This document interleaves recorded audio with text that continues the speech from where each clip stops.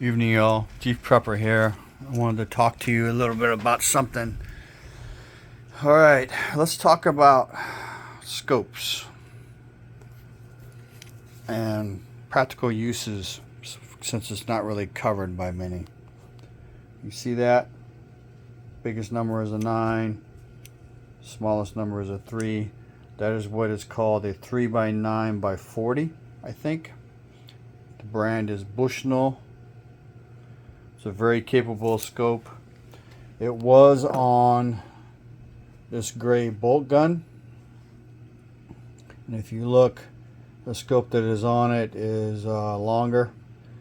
That is a 6x18 Nikon BDC. I think it's for 308, but it's 30 caliber bullet. That's a 30-06 bolt gun.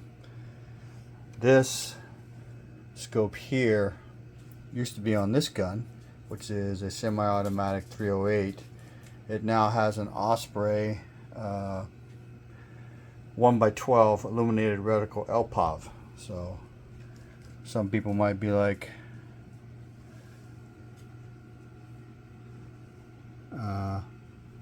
what's the big deal? Any AR style rifle that is semi-automatic is going to be better for engaging either multiple targets or many targets quickly, or single targets quickly. It also has an illuminated reticle in it. It would be very hard for me to demonstrate that, so I won't. The Osprey brand, I used to think it was a crap brand.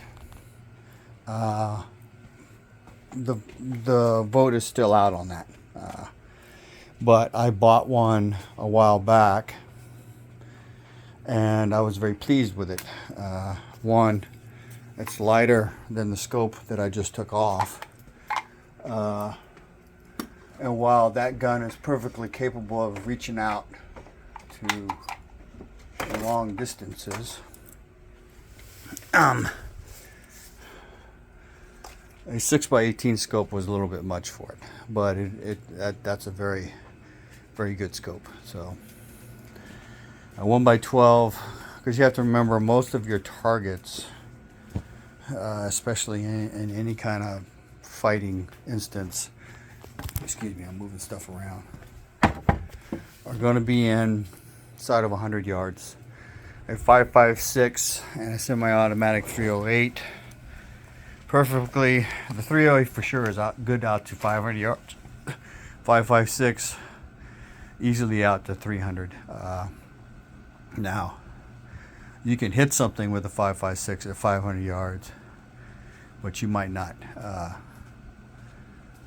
kill it, and then its knockdown and penetration power is greatly reduced. And then, especially out of most of your semi-automatic rifles that they sell, because they sell them in 16 and 18 inch barrels, so you're not getting the 3,000, 3,200 feet per second velocity that the 5.56 223 round was designed for. So, and there are people out there who know more than me, but if you get a 223 Wildy gun, then you can shoot the 75 grain, 77, 78 grain 223 bullets, and you won't have any problems. And of course, the heavier the bullet, the more knockdown power and penetration it has when it hits whatever it's hitting, which is why, that 308 that I showed you, I'm shooting, I think 175 grain or 178 grain bullets out of it. And that's probably all I'm going to shoot out of it. The 30-06 is shooting 180 grains, both 30 caliber. So been spending a lot of money lately. I just ordered gun stuff, and then hopefully at the end of this coming week, like a week from today or maybe Thursday when I get back, I will make an offer on some bang sticks, and then so I mounted both of those scopes myself the first one that I transferred off of the AR style was already set, so all I had to do is transfer it from one gun to the other. And what's nice about Picatinny rails is if you have the spacing just right, like if your scopes are mounted the same on two different guns, you can do a quick detach and reattach to a new gun, and then you have to zero. So I'm not going to zero the bolt gun until I get a new linear muzzle brake for it. And then I checked at the gun range I go to a couple weeks ago, maybe 3. The guy is saying that he has seen some of the tax stamps come back very quickly when I go back to zero my hunting gun, because I'm hoping to go hunting this coming week.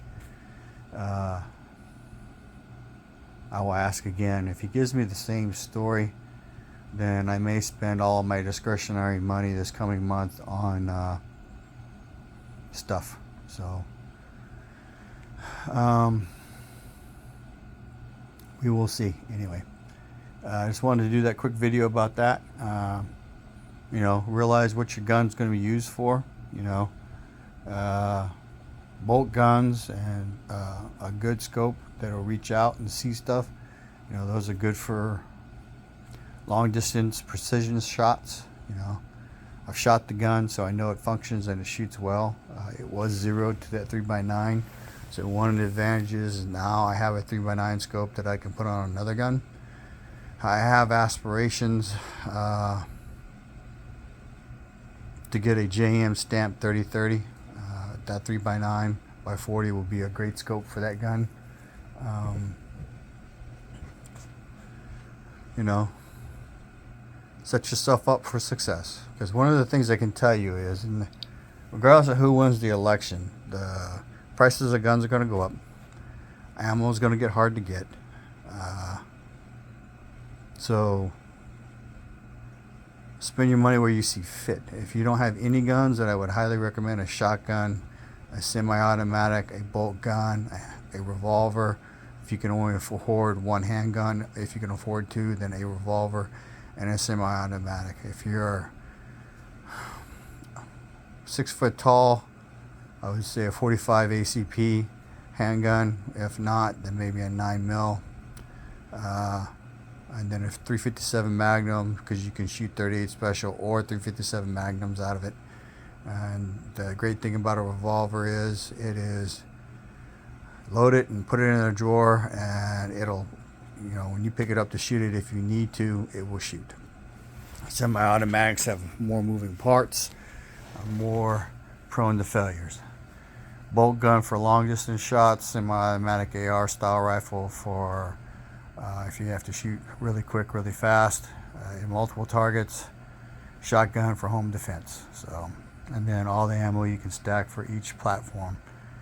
And information is knowledge and power. Live a little, prep a lot, share love when you can. Chief Prepper out.